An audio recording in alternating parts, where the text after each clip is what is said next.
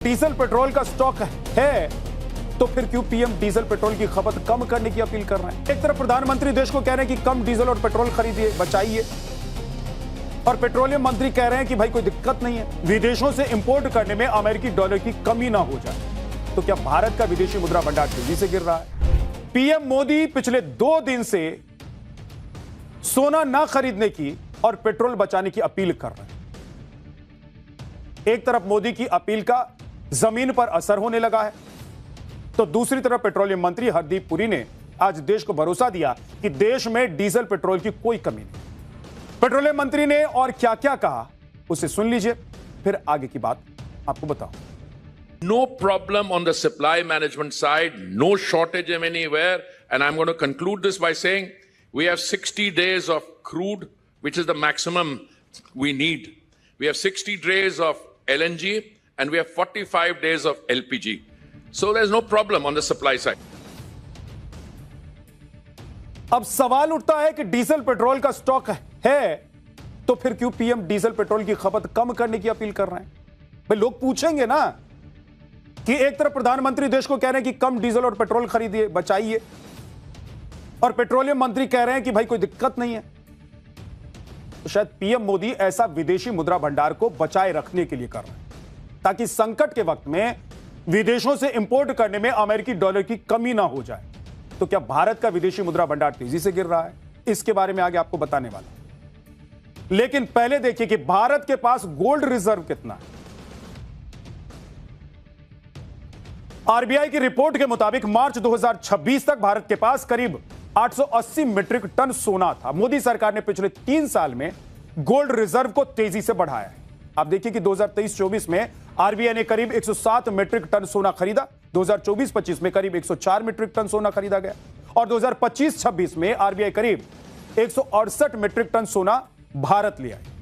यानी कि पिछले 3 साल में भारत ने अपना गोल्ड रिजर्व करीब 379 मीट्रिक टन बढ़ा दिया, जो कि एक देश के लिए बड़ी उपलब्धि मानी जाती है। यह बहुत बड़ी उपलब्धि मानी जाती है किसी भी देश की।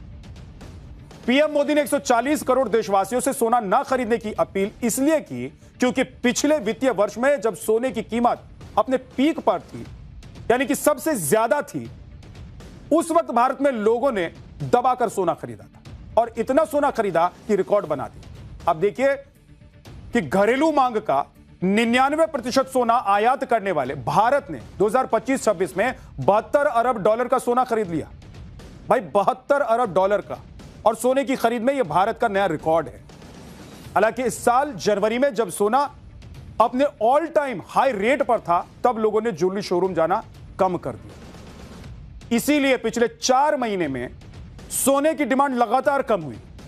मतलब इस साल जनवरी में करीब 100 टन सोने की डिमांड थी, लेकिन फरवरी के महीने में यह डिमांड घटकर 65 से 66 टन रहे। फिर मार्च में सोने की डिमांड में और गिरावट आई, केवल 20 से 22 टन सोने की डिमांड रह गई, और अप्रैल में तो सोने की डिमांड सबसे कम हो गई। अप्रैल में लोगों ने सिर्फ 15 टन ही सोना खरीदा। इसको ऐसे भी समझिए कि पहले जहां लोग 70 से 80 हजार में 10 ग्राम सोना खरीद रहे थे, उसी 10 ग्राम सोने के लिए लोगों को अब 1.5 लाख रुपए खर्च करने पड़ रहे हैं। इसीलिए मिडिल क्लास ने तो सोने से पहले ही दूरी बना ली, तौबा कर लिया कि भाई पहले सोना खरीदेंगे कि पहले घर का राशन लेकर आए, बच्चों को पढ़ाएंगे कि पहले सोना लेकर आए, क्योंकि सोना अब उनकी रेंज के बाहर निकल गया।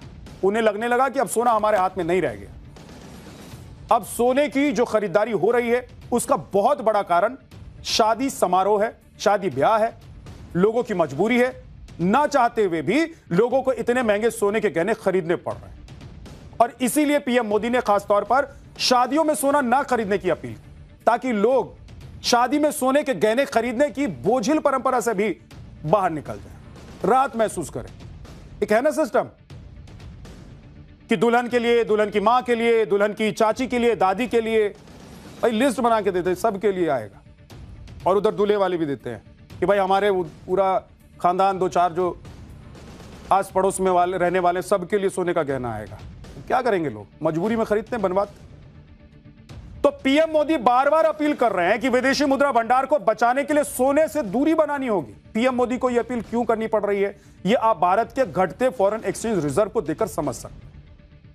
अब देखिए कि इस साल फरवरी में देश का विदेशी मुद्रा भंडार अपने ऑल टाइम हाई पर था। फरवरी में भारत का विदेशी मुद्रा भंडार लगभग 728.5 अरब डॉलर हो गया था, लेकिन 1 मई को भारत का विदेशी मुद्रा भंडार घटकर 690 अरब डॉलर हो गया। यानी कि 3 महीने में ही भारत का विदेशी मुद्रा भंडार करीब 38 अरब डॉलर कम हो गया। परसों मोदी ने अपील की और कल इसका असर शेयर मार्केट में भी देखने को मिल गया। ज्वेलरी कंपनियों के शेयरों में तो जैसे भूचाल आ गया। एक तरफ ज्वेलरी और गोल्ड में डील करने वाली कंपनियों के शेयर धड़ाम गिरने लगे। कई कंपनियों के शेयर 11% तक टूटे। सबसे ज्यादा गिरावट स्काई गोल्ड कंपनी के शेयर में आई। कल्याण ज्वेलर्स के शेयर में 8% से ज्यादा की गिरावट दर्ज की गई। पीसी ज्वेलर के शेयर में 5% से ज्यादा गिरावट और स्काई गोल्ड के शेयर में तो 12% से ज्यादा की गिरावट दर्ज की। पीएम मोदी की अपील के बाद ज्वेलरी इंडस्ट्री में सन्नाटा छा गया है, क्योंकि यह कोई 200 से 400 लोगों की बात नहीं है। 50 लाख ज्वेलरी कामगारों की रोजी रोटी का भी सवाल है। भारत की जीडीपी में सोना और हीरा व्यापार का योगदान 7% का है। इसीलिए एक तरफ सोना न खरीदने से विदेशी मुद्रा भंडार तो बचेगा, लेकिन कहीं ज्वेलरी इंडस्ट्री और उससे जुड़े लोग बर्बाद ना हो। इस बात का डर हर उस आदमी को सता रहा है जो ज्वेलरी कारोबार से जुड़ा हुआ है। भारत में ज्वेलरी सेक्टर में करीब 50 लाख लोग काम करते हैं। सूरत और मुंबई जैसी बड़ी इकोनॉमी तो हीरा और सोने के बिजनेस पर ही टिकी हुई। आप देखिए कि जनवरी 2025 में भारत की ज्वेलरी इंडस्ट्री 7 लाख करोड़ से ऊपर की थी और 2030 तक इसके बढ़कर 11 लाख करोड़ से ज्यादा होने का अनुमान है। ऐसे में आप अंदाजा लगाइए कि पीएम की अपील का इस इंडस्ट्री पर क्या असर होने वाला है। सुनिए एक ज्वेलरी शोरूम के मालिक ने क्या कहा और उनके मन में क्या चल रहा है। अब लोगों का रिस्पांस बीते 24 घंटों में किस तरीके का है? बिल्कुल रिस्पांस कम है इस समय। जो कस्टमर, आप कस्टमर देख रहे हैं, कस्टमर से बात कीजिए, वो बोलेंगे कि वैसे उनको जितने जरूरत है उतना वो लेके जा रहे हैं। एक्स्ट्रा उन्होंने बुलियन मांगी थी, मैंने मना कर दिया और उनको सहमति बताई कि नहीं, एक्स्ट्रा नहीं लेना है सोना। कहीं ना कहीं जाके देश का हित होगा, देश का फायदा होगा, ये सोचना हमको भी जरूरी है। हम आम नागरिक हैं, लेकिन हम भी सोचेंगे अगर देश का हित, तो पूरा हिंदुस्तान की कितनी आबादी, सब हर कोई सोचेगा और देश का हित होगा। सर, मुंबई में ज्वेलरी बिजनेस से लाखों लोगों का घर चलता है। ऐसे में जब ज्वेलरी की बिक्री नहीं होगी तो डिमांड घट जाएगी। तब ज्वेलरी कारखानों में काम करने वाले कारीगरों से लेकर ज्वेलरी शोरूम में काम करने वाले सेल्समैन सब के सब परेशान हो जाएंगे। सबके सामने रोजी रोटी का संकट खड़ा हो जाएगा, क्योंकि डिमांड घटेगी तो ज्वेलरी इंडस्ट्री में छटनी होगी और बहुत लोगों का रोजगार भी छिन जाएगा। महाराष्ट्र सर्राफा महामंडल के अध्यक्ष को क्या डर सता रहा है, एक बार सुनिए। कल न्यूज आई हुई है टीवी में। वो न्यूज आने से पूरे ऑल इंडिया में सब ज्वेलर्स के बहुत हड़कंप मच गया हुआ है। इतना तकलीफ हो गई क्या हर जगह से, मैं तो केवल महाराष्ट्र के लिए बात करूंगा, महाराष्ट्र में सभी डिस्ट्रिक्ट से हर जगह से फोन आ रहा है। क्या ये जो निर्णय लिया मोदी जी ने एक प्रकार से पूरा गलत है। और यही डर जयपुर के ज्वेलरी कारोबारियों में भी दिखा।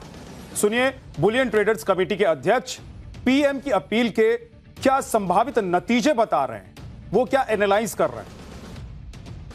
अगर देश में ज्वेलरी इंडस्ट्री इस तरह से ठप हो जाएगी तो आप ये देखिए देश के कितने बड़े कारीगर बेरोजगार हो जाएंगे। सबसे बड़ी बात आप देखिए, और कारीगर बेरोजगार, कितनी बेरोजगारी बढ़ जाएगी, कितना करप्शन बढ़ जाएगा। पीएम मोदी देश की जनता से जब भी कोई अपील करते हैं तो उसका असर होता है। लोग पीएम की बातों को सीरियसली लेते हैं और उनकी बात मानते भी हैं। कोविड काल में थाली बजाने की बात हो या फिर लोगों को घरों में रहने की अपील, लोगों ने सारी बात प्रधानमंत्री नरेंद्र मोदी की मानी। और इस बार भी पीएम ने जब लोगों से पेट्रोल डीजल की खपत कम करने की अपील की तो देखिए क्या हुआ। एमपी के जबलपुर में हाईकोर्ट के जज साहब अपनी लग्जरी कार छोड़कर साइकिल पर सवार हो। मध्य प्रदेश के हाईकोर्ट के जस्टिस डीडी बंसल साइकिल चलाकर कोर्ट पहुंचे। जज साहब पेट्रोल और डीजल की बचत का संदेश देने के लिए साइकिल से कोर्ट पहुंचे। सुनिए उन्होंने क्या कहा। 2 दिन से देख रहे हैं कि विश्व के संकट को देखते हुए माननीय प्रधानमंत्री मोदी जी ने पेट्रोल की और भी अन्य प्रकार की बचत करने का हिंदुस्तान के नागरिकों को आह्वान किया है। इसी बात के मद्देनजर मुझे ऐसा महसूस हुआ कि एक दिन साइकिल चलाकर हम आम जनता को संदेश दे सकते हैं कि जहां हम संभव हो साइकिल का उपयोग भी करें।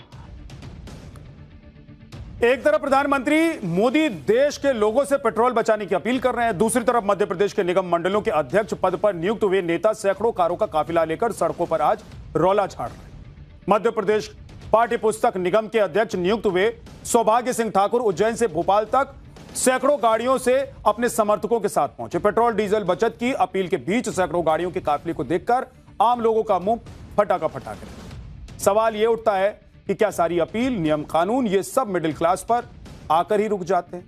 क्या सौभाग्य सिंह जैसे नेता प्रधानमंत्री मोदी की अपील का कोई लोड नहीं लेते हैं? और अगर ऐसा नहीं है तो सौभाग्य सिंह पर क्या एक्शन लिया गया? ये एक बड़ा सवाल। मुख्यमंत्री डॉक्टर मोहन यादव ने कैबिनेट बैठक में मंत्रियों से कहा कि वो लोगों को प्रधानमंत्री की अपील का पालन करने के लिए प्रेरित करें। उन्होंने सार्वजनिक परिवहन, घर से काम, आभासी बैठकों और विद्युत वाहनों के उपयोग को बढ़ावा देने पर जोर दिया। और इसी दौरान सौभाग्य सिंह उज्जैन से भोपाल पदभार ग्रहण करने के लिए लगभग 700 से 800 वाहनों के काफिलों के साथ रवाना हुए। बड़े काफिले के कारण कई स्थानों पर यातायात प्रभावित रहा और जाम की स्थिति भी बनी। कुछ जगहों पर काफिले में शामिल गाड़ियों की अन्य वाहनों से टक्कर भी होने की जानकारी सामने आई। भोपाल में अरेरा हिल्स से पुरानी जेल घाटी तक लंबे समय तक यातायात बाधित रहा, जिससे आम लोगों को परेशानी का सामना करना पड़ा। प्रधानमंत्री की अपील को लेकर मध्य प्रदेश के मुख्यमंत्री से हमने सवाल पूछे और उन्होंने क्या जवाब दिया है, सुनिए। पीएम की अपील के बाद 300 गाड़ी की 30 गाड़ी कर दी। 300 गाड़ी की 30 गाड़ी की भी क्या आवश्यकता थी? पदभार तो एक को ग्रहण करना है। अब वो तो आप ये सभी से पूछेंगे, एक के ऊपर थोड़ी लागू होगा, ये तो सब धीरे धीरे होगा।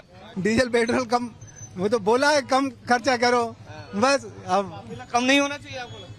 अब काफिला तो भाई नेता लोग जब बनते हैं तो काफिला तो आता ही है। कितनी गाड़ियां लाए काफिले में? काफिले में गाड़ी नहीं लाए, हम तो इलेक्ट्रिक गाड़ियों से आए हुए हैं। 5-7 इलेक्ट्रिक गाड़ियां हैं हमारी। 5-7 इलेक्ट्रिक गाड़ी उन्हीं से आए हुए हैं। जो बाकी लोग लाए उनसे अपील करें? उनसे कल भी अपील की थी, आज भी अपील कर रहे हैं वो ट्रेनों से चलें या कम से कम चलने का उपयोग करें गाड़ियों का। आज भी प्रयास कर रहे हैं। ये तो काफिला तो आएगा। अब देखिए साहब, ये तो स्वाभाविक सी बात है। मोदी जी ने आज अपील की, कल की है। लोगों की भावनाएं तो जो जुड़ी रहती है ना, फिर लोगों का साधन अभी है नहीं इतने असल में, तो लोग कहाँ से आएंगे? जो साधन उसी से तो आएगा आदमी ना। पोजीशन ये भी कह रहा है कि अब जैसे शपथ ग्रहण में जो मिनिस्टर्स हैं, मुख्यमंत्री के, उनके कॉन्वॉय हो रहे हैं। जब प्रधानमंत्री कह रहे हैं कि कटौती करनी चाहिए तो आप लोग इतना खर्च कर रहे हैं, ये सवाल उठा रहा है विपक्ष।